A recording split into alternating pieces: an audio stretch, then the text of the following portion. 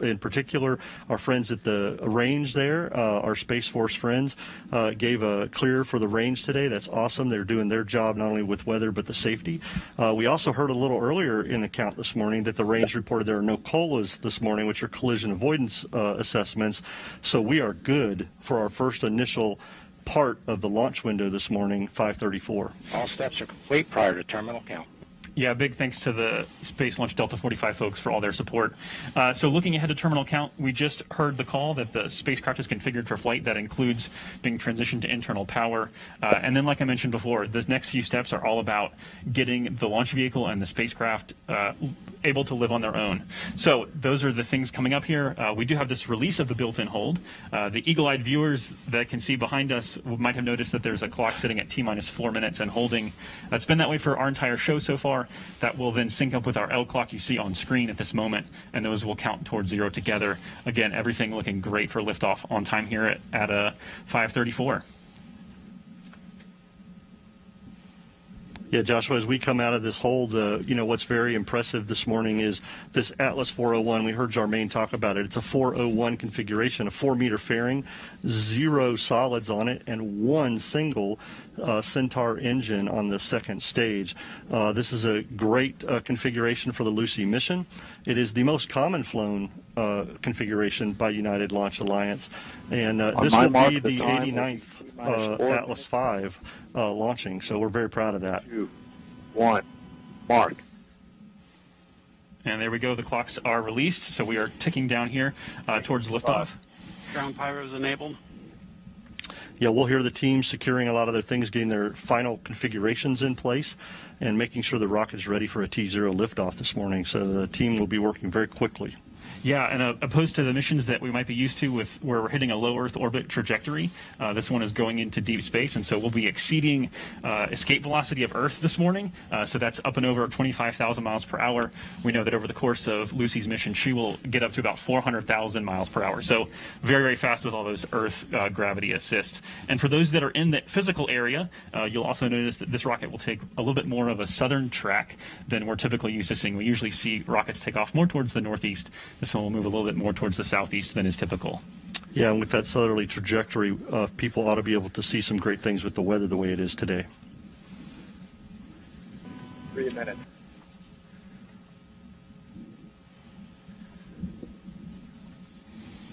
Atlas tanks to flight pressure. Securing LO2 topping. 250. FTS internal. So there we heard the teams securing the topping and bringing the Atlas tanks to flight pressure. That's a huge milestone as we get ready for T0 this morning. The teams have finished putting LOX and hydrogen on board and making sure that all that 740,000 pounds of fuel is there for liftoff of Lucy. We also heard that the team brought in the flight termination system arm. That is part of the range safety that is needed for the vehicle as we lift off this morning. Yeah, previewing what's to come ahead, so stay with us after liftoff. We'll be tracking with a couple burns of the Centaur, spacecraft separation, those beautiful solar arrays deploying, and then signal acquisition of signal will kind of be the end of our show for you today, beginning a 12-year, 4 billion-mile journey for Lucy. Absolutely. 159. Vehicle internal. 155. Launch sequencer start. 150. Securing Centaur LH2. Securing Centaur LO2. 140. Launch enabled. 137. FTS armed. 90 seconds to go.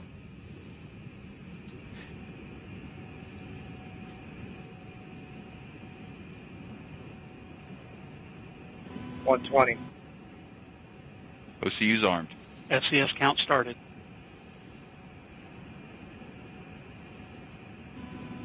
$110. Vent valves locked.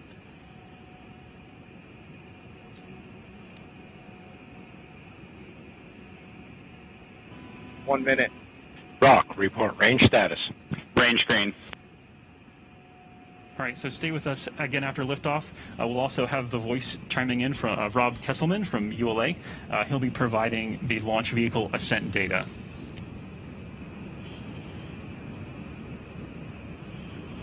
140. Stable at step 3.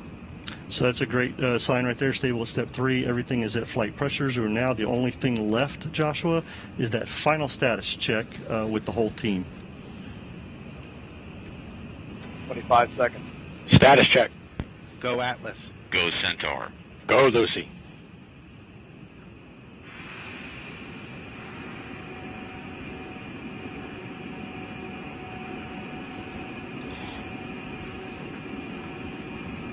Seven, 6, 5, 4, 3, 2, 1, 0. Liftoff. Atlas V takes flight, sending Lucy to uncover the fossils of our solar system. Tower clear.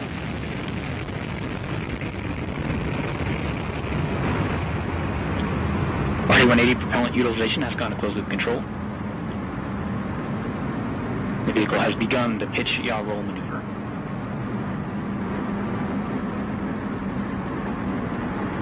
Now, 30 seconds into flight, vehicle is 0.6 miles in altitude, traveling at 939 miles per hour.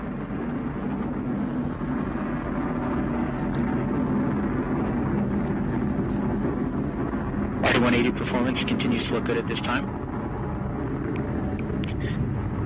Engine pump speeds and injector pressures are in family for this thrust level.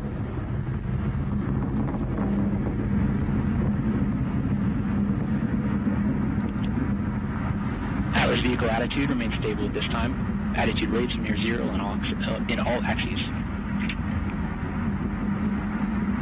Now at T plus 70 seconds into flight, vehicle is 4 miles in altitude, 0.2 miles downrange distance, traveling at 1,200 miles per hour. Mach 1, Atlas is now supersonic.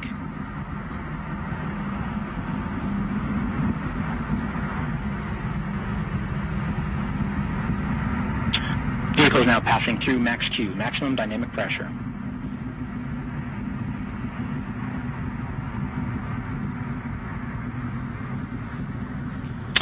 The vehicle is now throttling down slightly.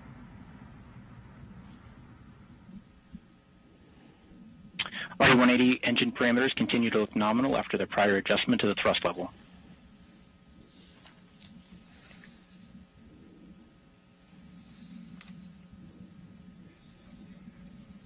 Approximately 2 minutes remain in the Atlas booster phase of flight.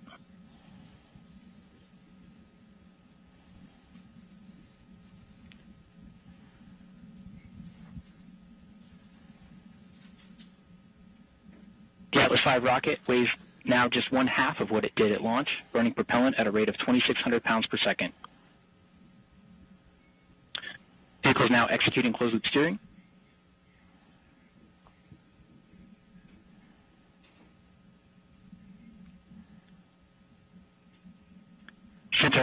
Centaur reaction control system is now pressurizing the flight levels. So beautiful launch sequence there. We do have another minute and a half or so to go with the booster in operation, getting Lucy. We're now just under 3 minutes into flight. Atlas is 33 miles in altitude, 59 miles downrange distance, traveling at 5,600 miles per hour.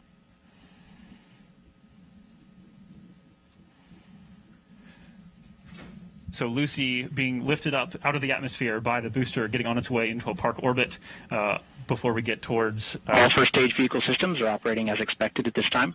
Future portions of the launch activity, we have the Centaur multiple burns ahead and spacecraft separation.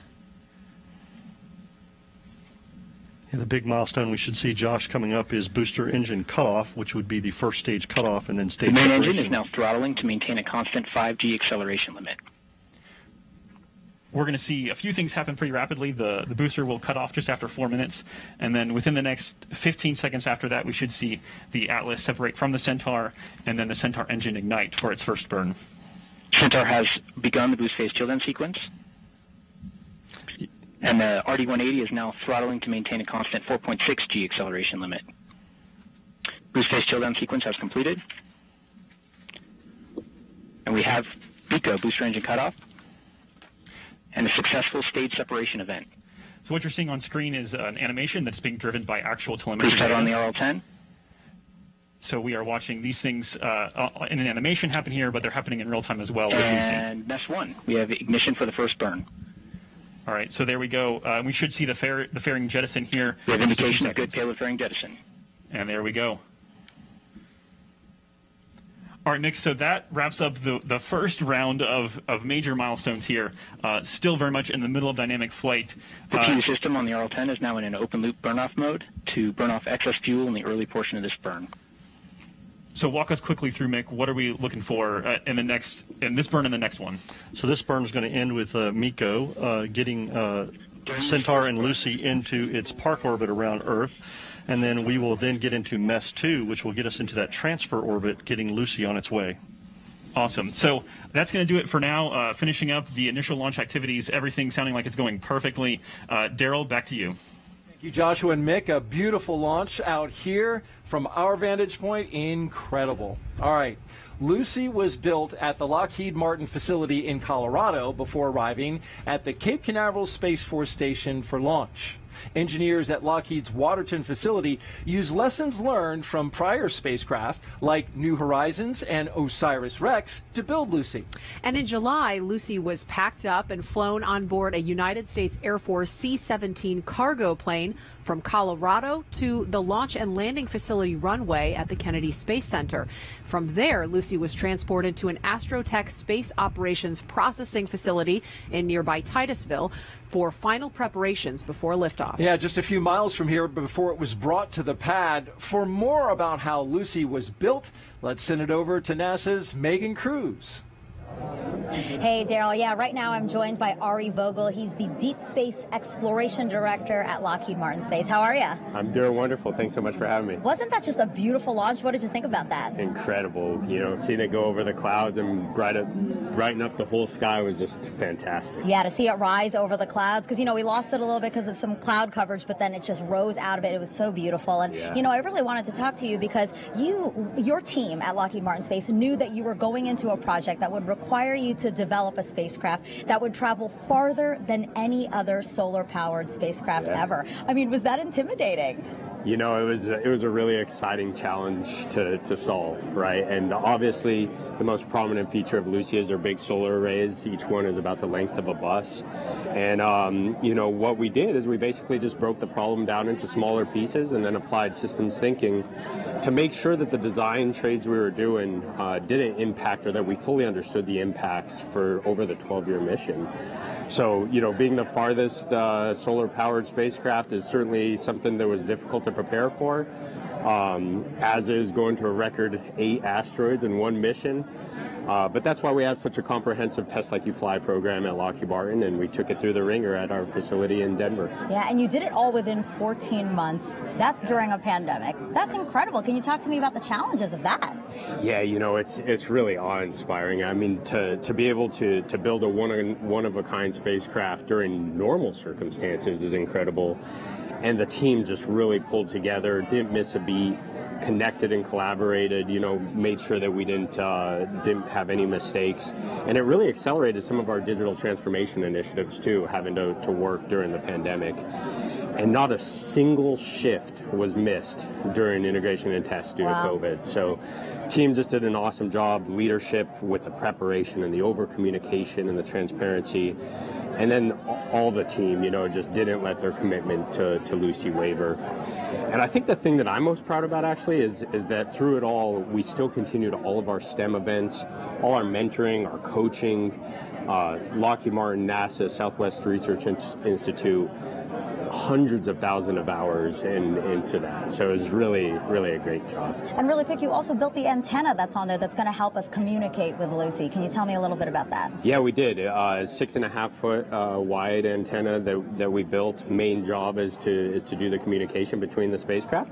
And, you know, it's also going to send back some of the first images of the Trojans. So the whole team is super excited for that. Yeah, absolutely. Thank you so much, Ari. I really appreciate you being here today and for bringing Lucy to life. So thank you. Thanks for having me. All right, Daryl, back to you. All right, thank you, Megan. And in case you're just joining us, we here at NASA are at the beginning of Lucy's 530-mile journey to the Trojan asteroids beyond the sun, going to the same orbit, Marie, as Jupiter. That's right. It was a beautiful launch here. We could see it light up the water behind us, and we actually had a gator in the water just behind us. Oh, joining us for liftoff. Yeah.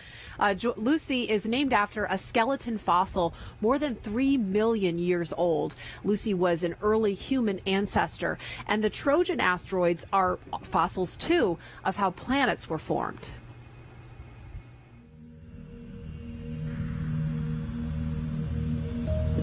Beyond the asteroid belt are fossils of planet formation, known as the Trojan asteroids. These primitive bodies share Jupiter's orbit in 2 vast swarms, leading and trailing the planet. Now, NASA is preparing to visit 7 asteroids, embarking on a 12-year odyssey that will span Jupiter's orbit. One mission will explore these objects for the first time.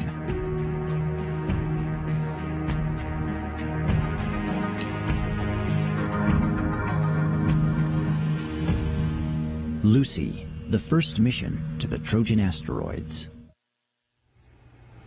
And another special guest that we had watching the launch from the Atlas Spaceflight Operations Center was none other than NASA's Associate Administrator, Bob Cabana. He is standing by with Blair Allen of NASA Edge. Actually, they're telling me that we lost audio with that group, so we will come back to that if we can, but while they try to work out their audio issues. But Daryl, we had a really unmatched view of launch here. It was just spectacular. Yeah, it was incredible because we're sitting, you can't really tell, but this behind us is the Kennedy Basin, right. The turn basin where they brought in, the space shuttle main tank, as well as just recently the core stage for the Artemis rocket, which is in the VAB right now getting stacked. You're looking at the flight of Centaur and Lucy. We are L plus 11 minutes and 26 seconds as we cruise along, and we want to talk a little bit now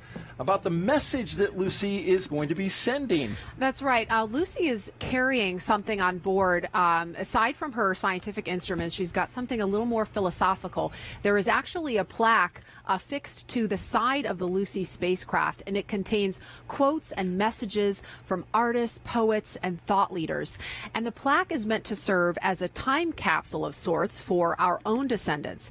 You see, after Lucy's 12-year mission is complete, the spacecraft will remain on a stable orbit, traveling back and forth between the Earth and the Trojan asteroids for perhaps hundreds of thousands of years. And one day, in the distant future, our descendants may be able to retrieve Lucy. There it is, the plaque you can see on the side of the spacecraft. Wow. This was before Lucy was packed inside the payload fairing. But this is meant to be a relic for our descendants of the early days of humanity's exploration of the solar system.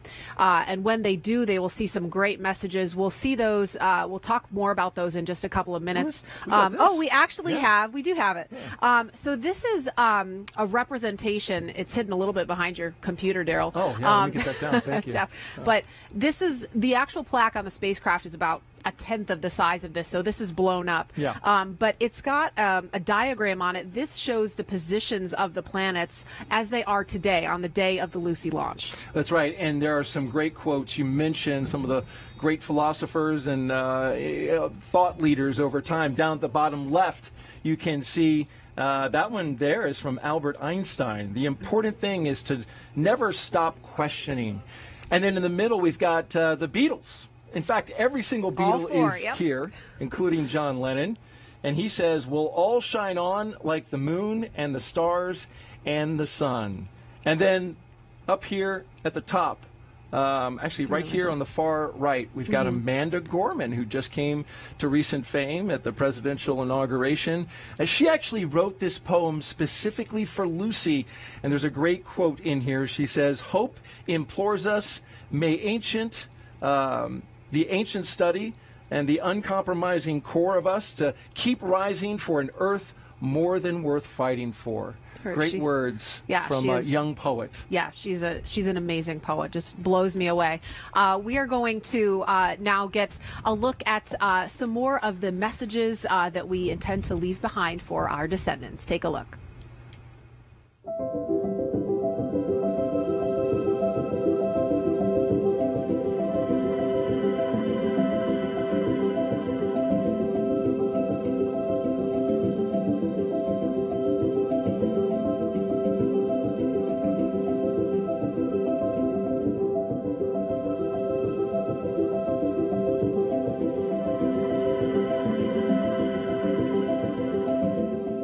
And this is what I want to say to people, to beings, to consciousness who are so far away, I can't even imagine them. To represent our culture accurately, we should include hopelessness, risk-taking, the role of fortune, good or bad. To understand each desire has an edge, to know that we are responsible for the lives we change.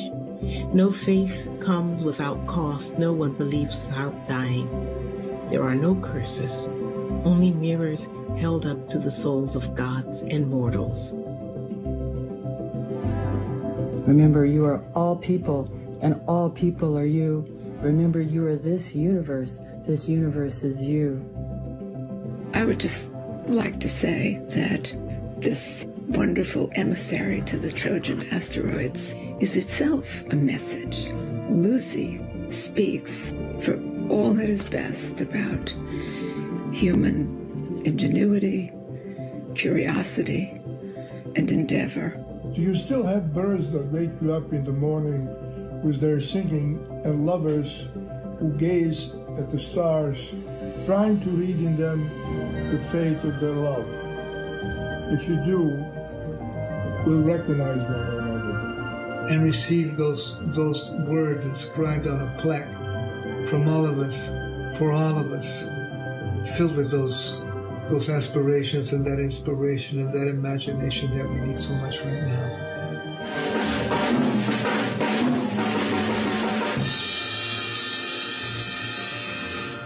A little noisy, but I'm so excited. Lucy is going back in the sky with diamonds. Johnny will love that. Anyway, if you meet anyone up there, Lucy, give them peace and love from me.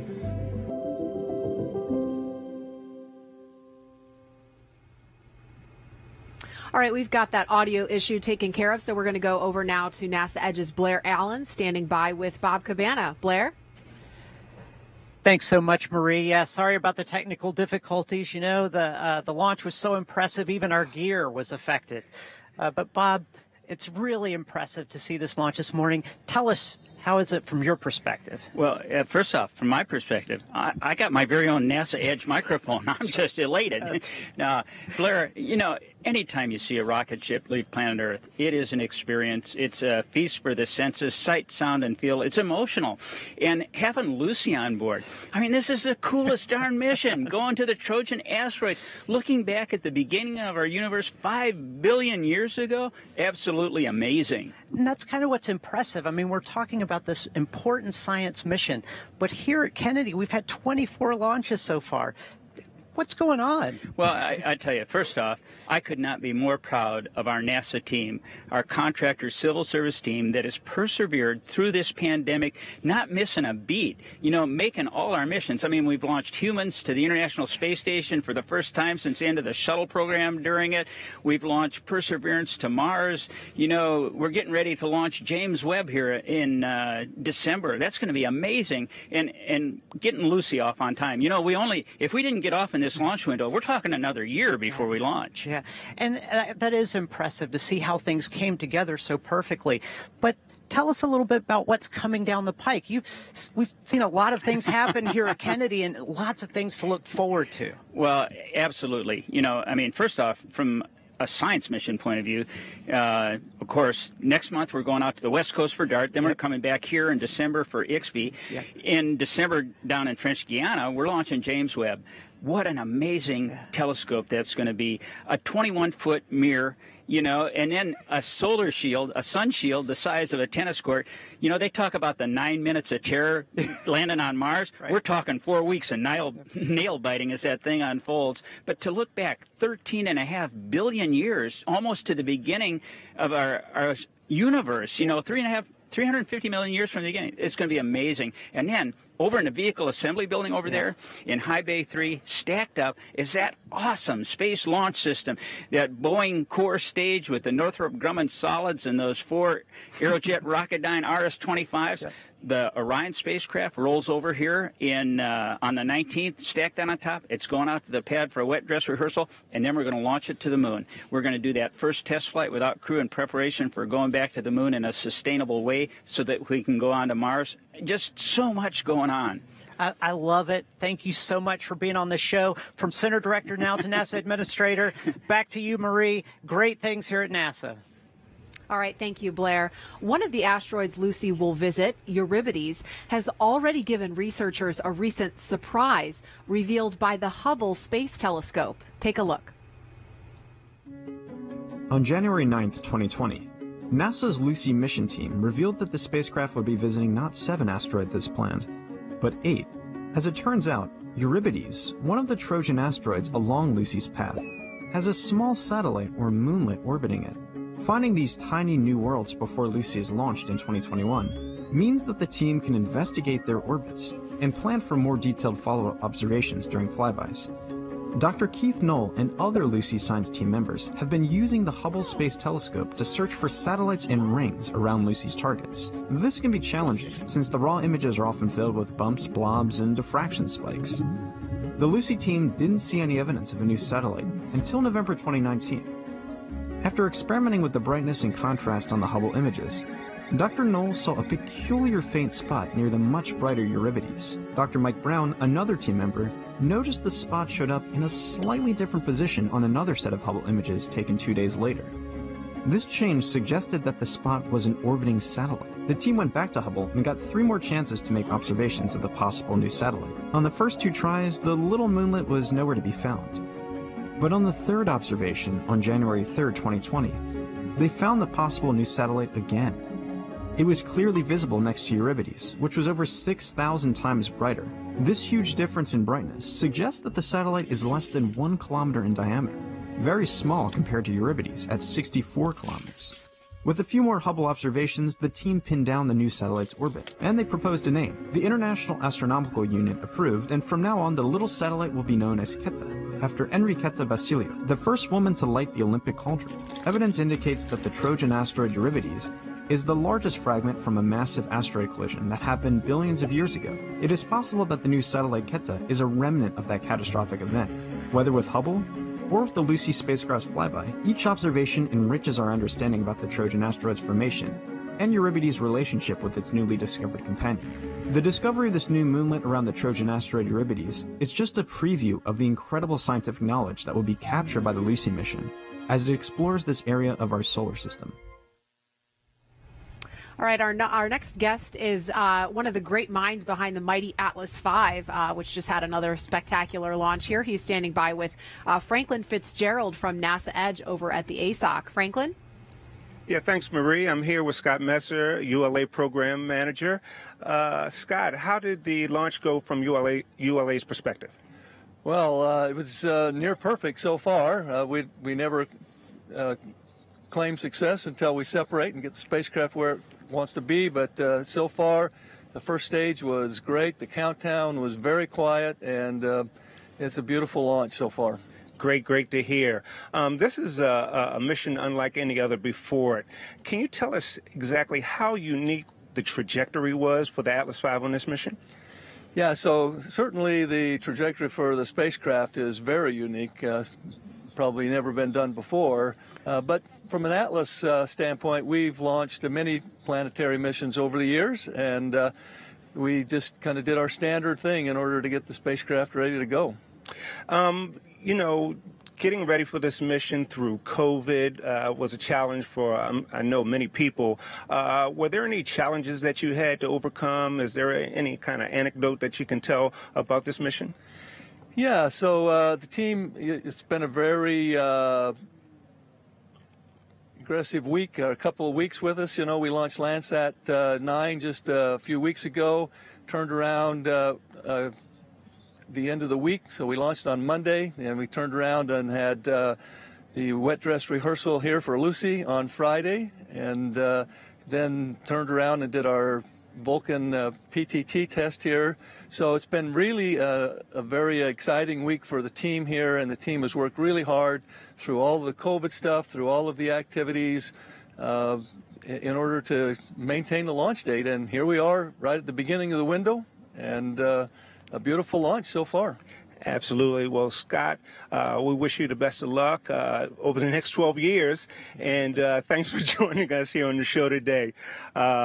Marie, Daryl, back to you to learn more about science. All right, Scott and Franklin, thank you very much. As you look at the bottom of your screen, I want to remind you we have a progress bar, which is tracking where we're going. You can see that we had the main engine cut off. We're awaiting that second burn of the Centaur, and of course, we'll have all of that for you. But we have about an hour to go before signal acquisition from Lucy. Only then will the team be able to breathe a sigh of relief. So let's hear from some of the scientists about their passion for Lucy in their own words. Hi, my name is Danya Douglas Bradshaw, and I'm the project manager for the Lucy project, which will be the first mission to the Trojan asteroids. Building a spacecraft is quite exciting. I worked many decades as a mechanical engineer, really focused on thermal and heat transfer. And so when you work in that capacity, you are supporting the development of spacecraft as well as instruments. Hi, my name is Dr. Carly Howitt, and I'm the instrument scientist of the MVIC camera on Lucy. I love working on Lucy for so many reasons, but one of them is being able to explore the universe from the comfort of my own office. So I don't have to don diving gear or, go into these dangerous or hard situations. I get to enjoy the data as it comes back from the comfort of my office and explore the universe that way. My name is Corey Preikel, and I am the mechanical operations lead for the interplanetary spacecraft Lucy. My job is to plan and lead major mechanical operations such as spacecraft transportations, spacecraft crane lifts, or testing of major spacecraft components and ensure they go off without a hitch.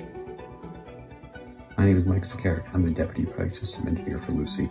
The thing I like the most about Project System Engineering is that you get to touch all aspects of the mission, from the spacecraft, payload, launch vehicle, ground systems, flight dynamics. Project System Engineers have oversight of all of those different aspects of the mission. I'm Tiffany Kapler. I am a public outreach specialist with the Lucy mission.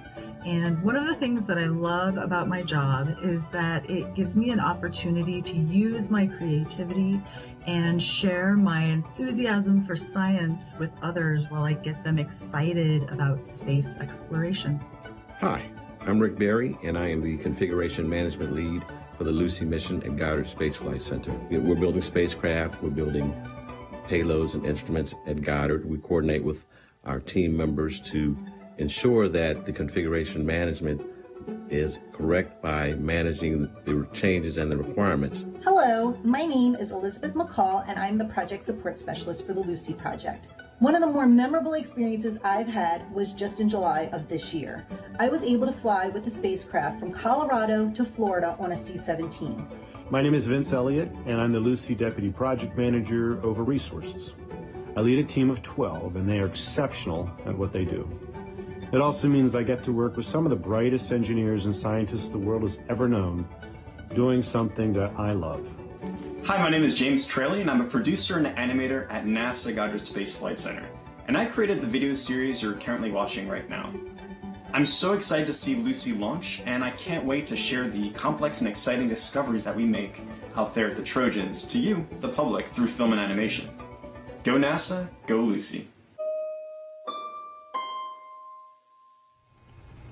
This Lucy mission is dedicated to a number of team members at NASA and United Launch Alliance, some of them no longer with us today. There are 3 dedications placed on the side of the Atlas V rocket. The first says Lucy Strong, recognizing the team's hard work throughout the COVID-19 pandemic. There it is. We got a shot of it before liftoff. And the second is a memorial to ULA team members Mark Kazabowski and William Billy Joyner. Mark was an accomplished engineer and respected mentor. During his 30-year career, he focused on launch vehicle structures and integration. He led the structural design of the Atlas II, 2AS, and 3 development programs. Mark was also a family man, reminding his team always to take care of themselves and their families. Billy spent much of his 35-year career at Lockheed Martin and ULA. He was an accomplished technician who supported critical payload processing for the Department of Defense and NASA. Billy was known for his diligence and dependability, contributing to the successful launch of many historic missions. He was a great friend and teammate to many. And finally, a dedication in memory of Craig M. Whitaker. His 40-year career began as a student with the Navy. You can see his name there also on the rocket. That led him to NASA, where he was a founding member of NASA's Launch Services Program in 1998. Craig was instrumental in developing and managing the program's launch service contracts over many years. The final highlight of Craig's career was the award of the Atlas V rocket for the Lucy mission. Craig was a devoted family man, a respected leader, and a humble public servant. And we are here with his son, Craig Whitaker's son, Jared Whitaker, vehicle systems engineer, who also works, just like his father did, for NASA's Launch Services Program. Jared, great to have you here. I appreciate it. Glad to be here. How was the launch? How was the experience being up there and watching this rocket, which had been dedicated to your father? It was really, really great. I mean, I usually work on the missions and things, and so sitting on console, so it was really great to be able to see it from this vantage point out here at OSB2. Fantastic view from up there, and night launches are always spectacular, and so just really enjoyed it. What did LSP mean to your father, the Launch Services Program, and then you following in his footsteps? Yeah, so like LSP, I think he really embodied a lot of the things that LSP stands for, like a good family man, as we said, really dedicated to the work, dedicated to his family, and always curious, always learning new about science missions and things like that. Really meant a lot to him. So I think he definitely enjoyed his 20+ years with LSP and all his time with NASA for sure. And Jared, we know your dad was one of the founding members of LSP from its earliest days in the 90s, and now you work for the program yourself. I got to ask, did his influence kind of steer you in that direction? Oh yeah, I would say absolutely. Yeah, in 1998, I was only 7 years old, and so every afternoon, pick me up from school or whatnot, go home, and over dinner we'd have conversations about what the last science mission was, what was coming up with LSP, and so he always encouraged me to do whatever I wanted, but I definitely enjoyed going into engineering. And I ended up coming to LSP. I think in my heart I always knew I was gonna end up with LSP, and I'm very glad I did. And so enjoyed the couple of years we got to work together and share more from the business side from him and more from the engineering side from me. It was a nice give and take. So really enjoyed our time for sure. Yeah, and glad you got to actually enjoy it as a spectator for a change instead of working. It was very relaxing. It was nice. Yeah, great. And there was some overlap between you and your father at LSP? Yeah, so I finished my master's in mechanical engineering in 2015, and so we worked together almost 5 years. So it was really nice. Like on some afternoons, like later in the week, he'd come by. We're not morning people, so we'd come by in the afternoon and chit chat about how things were going and what our plans for the weekend were. So it was nice to just pass by him and kind of talk a little bit of work, a little bit of personal stuff at the end of the day, and it was really enjoyable to be able to be with him. That's awesome. Yeah. As a non-morning person myself, I used to appreciate you getting up early with us. It was well worth it. Well worth it. Thank you so much, Jared. Thank you all. Thank you. All right. Thank you for being here. All right. Learning what an asteroid is made of without coming into contact with it takes the right scientific instruments. We'll talk about that in a moment. But first, let's check in with Megan Cruz on top of OSB2 with another program scientist. Megan. Hey there, Daryl. Yeah, now I have Tom Statler. Tom, what did you think of the launch today? Oh, it was absolutely beautiful. I just Absolutely. couldn't have hoped for a more spectacular launch. Yeah, and you know, you're the program scientist on this mission. Can you talk to us about what that role entails? Sure. I mean, all of our missions have program scientists at headquarters. We're the main science advocate for the mission, and we also work with the mission teams kind of as coaches to make sure that the science ambitions that they have for the mission fit with NASA processes. Gotcha. And we saw Lucy lift off about 30 minutes ago.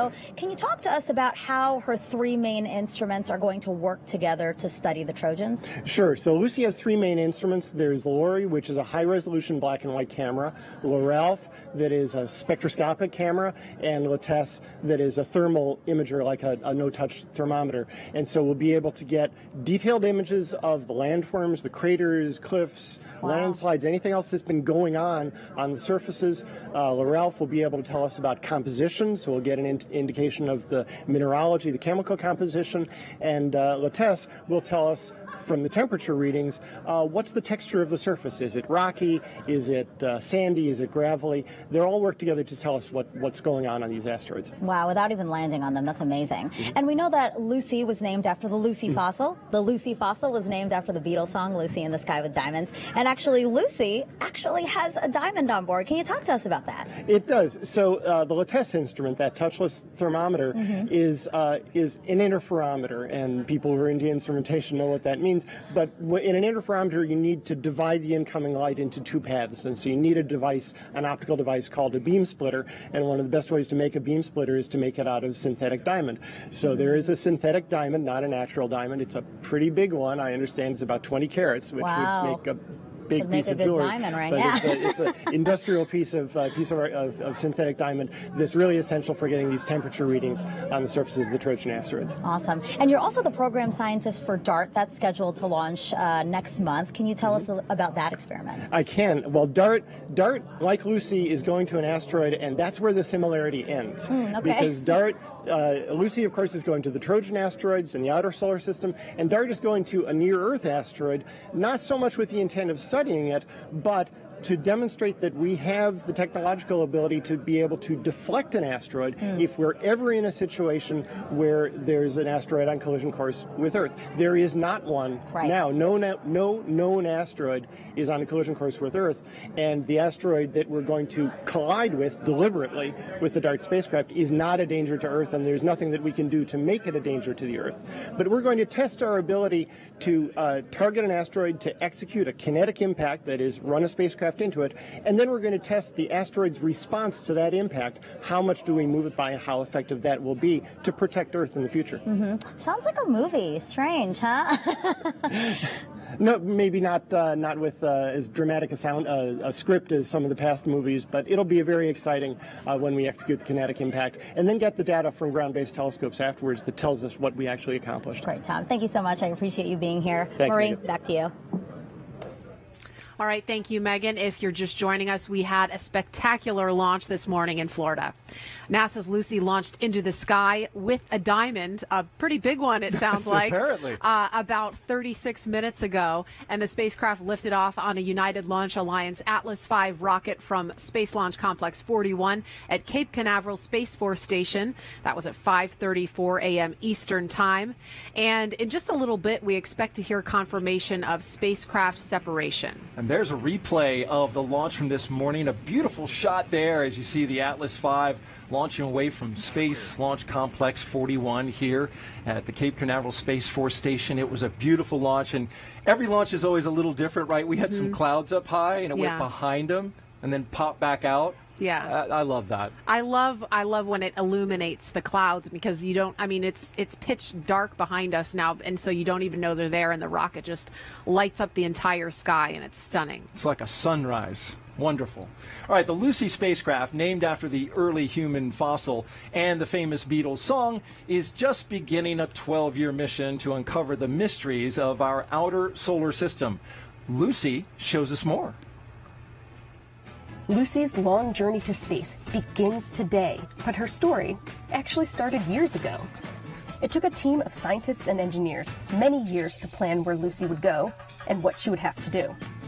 Then, Lucy's engineers had to build her out of individual parts and put her together like a puzzle. Lucy had to go through tough physical tests to prove she was mission ready. How are you holding up, Lucy?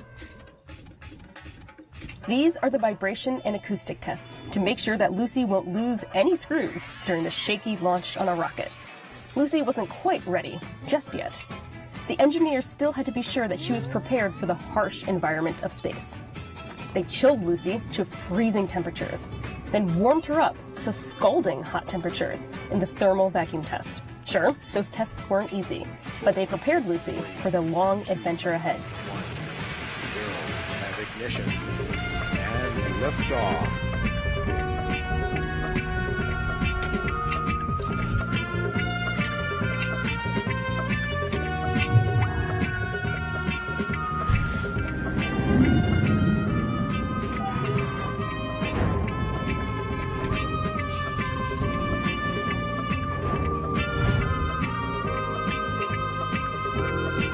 We're glad you can join Lucy on her adventure to explore the Trojan asteroids. Now, let's get the journey started. I'm really starting to love that cartoon Lucy. Yeah. She's great. Really cute. Thank you, Lucy. Let's send it over now to Megan. She is with the paleoanthropologist who discovered the Lucy fossil in 1974. Megan. Yeah, Daryl, what an honor to have Donald Johansen here with me today. Good morning to you. Good morning to you. You know, you have to take me back to that day when you discovered Lucy in Ethiopia back in 1974. Tell me how you found her. Well, it's amazing. It'll be 50 years since that discovery, 2 years from now. I was a young anthropologist. I was searching in the extreme northeast of Ethiopia looking for remains of our human ancestors. I glanced over my shoulder one day. I saw a little piece of bone, recognized it as belonging to a human skeleton, and it led to Lucy. And Lucy has become the benchmark by which all discoveries are judged. That's amazing, just to see over the shoulder. Like, how did you pick this small piece of bone out from all around you? Well, you know, when you're out there, you train your eye. And you know how we always say you find something in the last place you look? Well, that's sort of like what happened. Oh, my gosh. I carry these images in my mind of bones and teeth and so on. And when I saw that piece of elbow, I knew it couldn't be from a baboon, it couldn't be from an antelope. And from all the work I had done in graduate school, I knew that it had to come from a human ancestor. And why did you name her after the Beatles song? Well, I thought it was a female because of the very small size of the bones. And we thought, well, is this a child? No, the third molars were erupted, the wisdom teeth, as we call them today. And that night in camp, in the middle of nowhere, when we were celebrating her discovery, we were listening to a Beatles tape, Sgt. Pepper's Lonely Hearts Club Band, and the song Lucy in the Sky with Diamonds was playing, and someone said, why don't you just call her Lucy? And that was it. You could not go back and call her anything else. No, that I love became that her name. Yeah. And now you just told me that this was your first launch and it gave you goosebumps. That's so wonderful. I mean, how was it to know that there's a spacecraft on there that's named after the fossil you discovered? Well, I will never look at Jupiter the same. Jupiter was always interesting to me as a kid. I had my little telescope. I watched the moons go around Jupiter. And to be out here this morning was absolutely mind-expanding. And it was such a positive experience.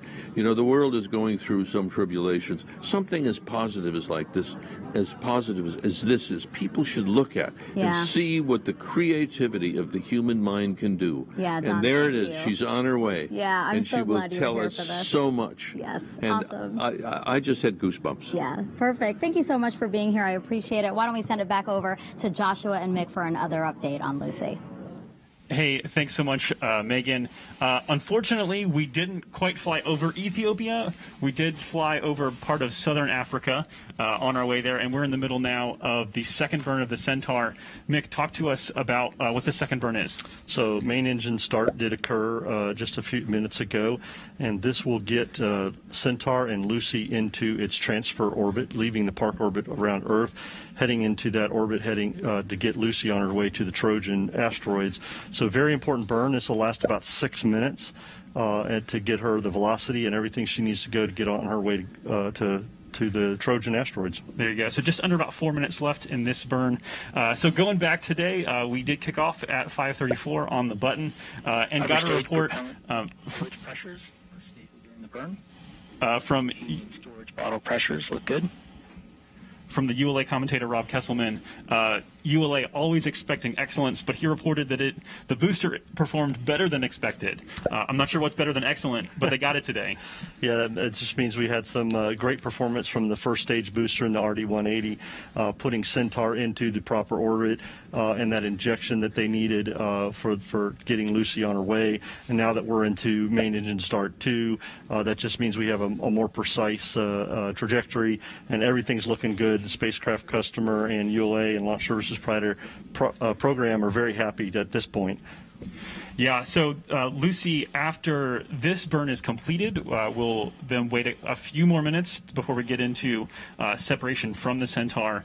And at that point, Lucy will be set up for her first orbit, her first major orbit of Earth, which will be just under 1 year to complete, and then have the first Earth gravity assist flyby, where Lucy will get close enough to Earth where she'll literally just be, it's like kind of like a slingshot effect, where she will just pick up speed flying past Earth to start getting out towards where the asteroid belt and the Trojan asteroids are. Yeah, first of 3 gravity assist. That's right. So it'll be a big move for her. That's right. And so kind of, again, thinking about the complexity of this, it's a little bit shocking to think about. The first asteroid won't be explored, won't be passed by for another 4 years.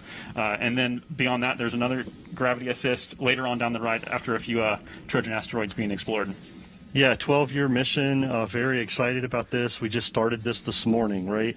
And the team did a great job, developing this trajectory and making sure that we could get out to those Lagrange points that needed where those asteroids are. Is it Lagrange or Lagrange? It's Lagrange. I think depending upon what part of America or the part of the world you're from, it could be a different pronunciation there. You know, Daryl reminds me all the time it's Lagrange, but if you're from the South, it's probably something else. I don't know. But Lagrange points, where the Trojan asteroids are in L4 and L5, and that's a very important. I mean, this team did an excellent job in this trajectory design, and Centaur is on target to deliver Lucy on that path.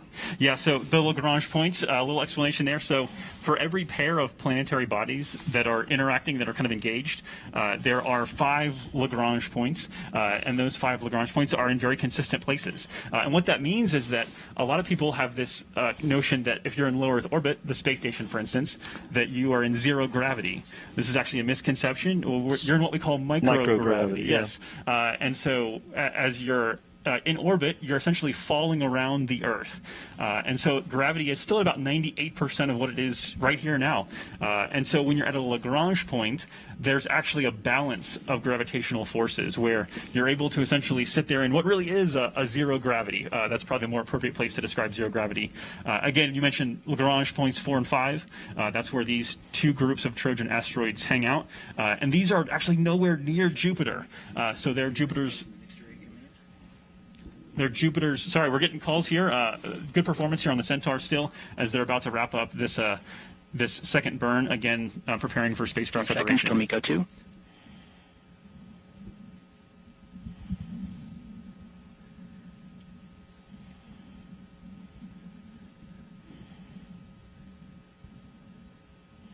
And we have MECO 2. That's a good sign right there. Main engine cut off 2. That means Centaur has done its job, performed, and will be RCS system. Coasting for just a few minutes as we get ready for spacecraft separation. Centaur makes sure she's pointing in the right direction. That's right. And so just finishing that thought, the Lagrange points 4 and 5 are roughly equidistant from the Sun and Jupiter, making isosceles or equilateral triangles. If you're ready for your math at 6 a.m. Or whatever time it is right now, we're watching our mission clock here, and so essentially they're the same distance from Jupiter as Jupiter is from the Sun, which is roughly 465 million miles. So these points are very far from Jupiter, very far from the Sun, but pretty exciting. And Mick, LSP, no stranger to exploring the solar system, no stranger to mission success with science missions. Yeah, we are very happy to be working with United Launch Alliance, our commercial partner today, with this Atlas 5401. This mission started 7 years ago for some of these folks, some longer. And as the Atlas 5401 was selected for this mission, LSP took all those requirements from our spacecraft customer, and we looked at those and we decided what needed to be done, and we selected the Atlas V for this mission. Our team of engineers, scientists, and analysts worked very closely with the spacecraft customer and United Launch Alliance, and As a result, we had a successful liftoff at 5:34 a.m. today, the very beginning of our window and the beginning of our science period. So very happy so far. Still waiting for that spacecraft separation and making sure the spacecraft's healthy, but so far everything has been going just as we had predicted. Yeah, very good. A reminder coming up ahead, we have spacecraft separation. As you say there, a countdown to when we're expecting to see that happen. What you're seeing on screen is a graphical representation based on real telemetry data. So we believe we are confident this is what's happening in space right now. That's not actually a live video. Now stabilized at the coast attitude. And so again, there you see on your time, we're expecting that spacecraft separation in about 9 minutes from now. So after that, we will have a brief period where we'll wait to start solar array deploy. Then we'll have that takes about 20 minutes to deploy the solar arrays, big beautiful solar arrays, and then we will, once those are up and powered, we would expect a couple minutes later to be able to get that acquisition of signal. That's a very scary time for the spacecraft team. They'll be waiting for that for sure. Yeah, absolutely. All right, I think we are ready now to send you upstairs to NASA Edge's Franklin with the Lucy Program Manager. Thanks, guys. Yes, I'm here with Donya Douglas Bradshaw, who is the Lucy Project Manager. Donya, how you doing today? I'm doing awesome. Great. How do you prepare for a mission like Lucy when nothing quite like this has been done before? Well, it certainly takes a team of engineers, scientists, everyone. Dr. Hal Levinson, who is the Lucy PI, has a vision, and it takes a team of hundreds to bring that vision to fruition. How long have you been working on this project? So I joined Lucy about 3 years ago. Joined the team as the deputy project manager, and then about 2 years ago became the project manager.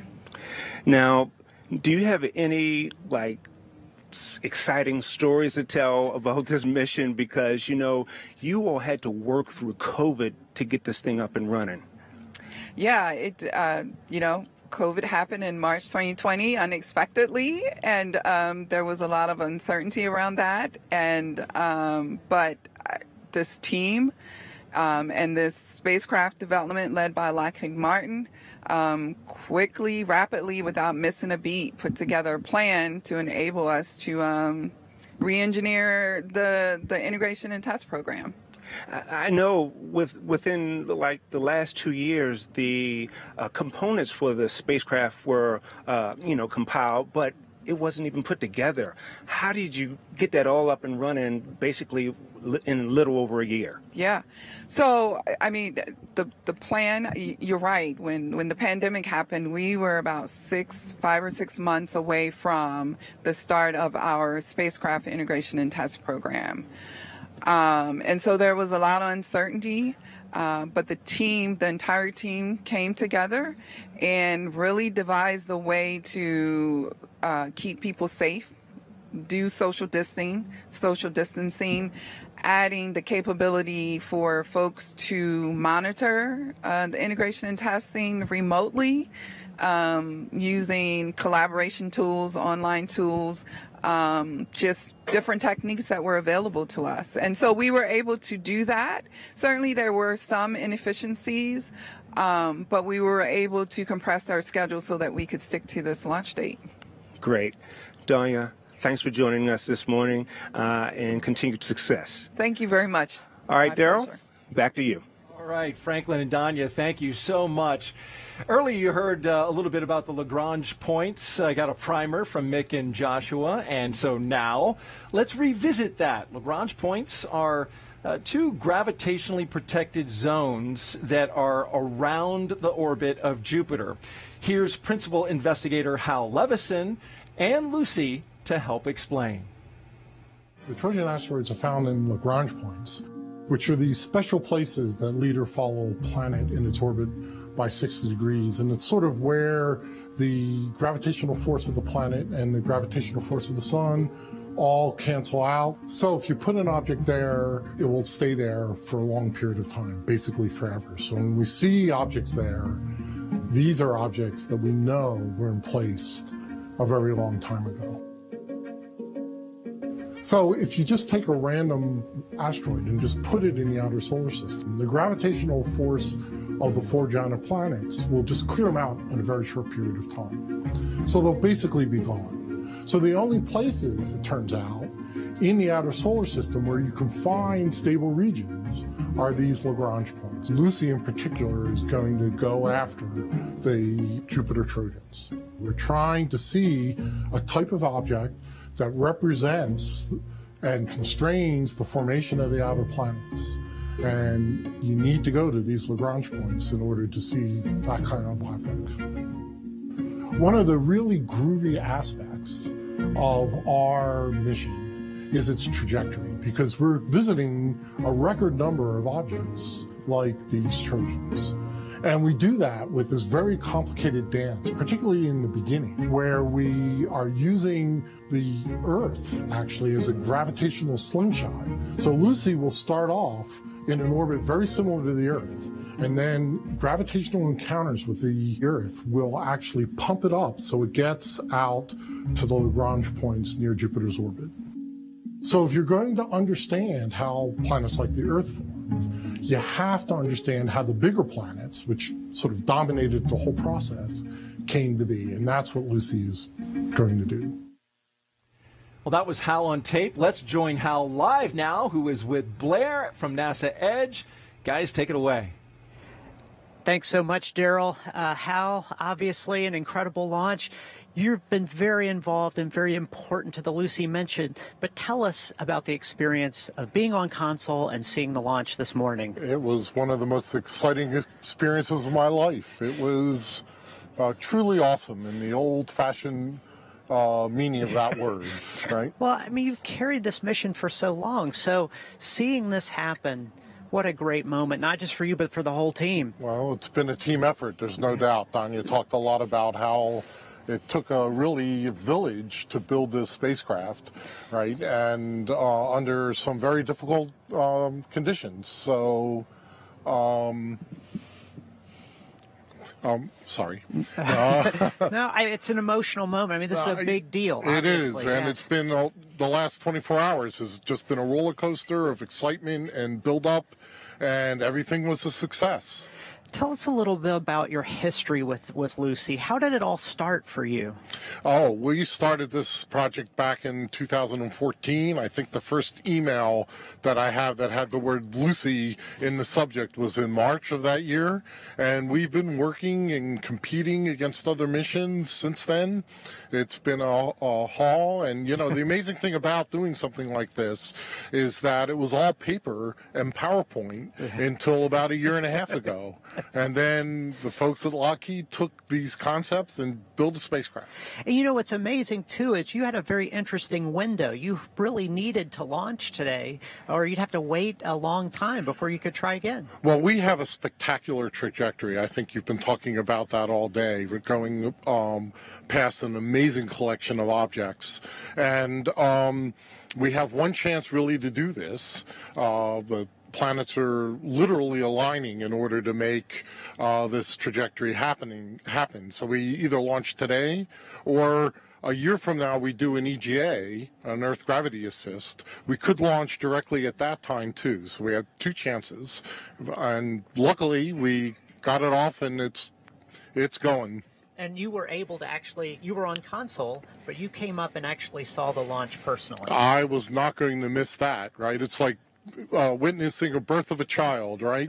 You just really had to see it. And now you watch the child being raised. That's right. Right. I mean, the analogy of pregnancy and then a birth and then raising a child is really good for what we've been going through here.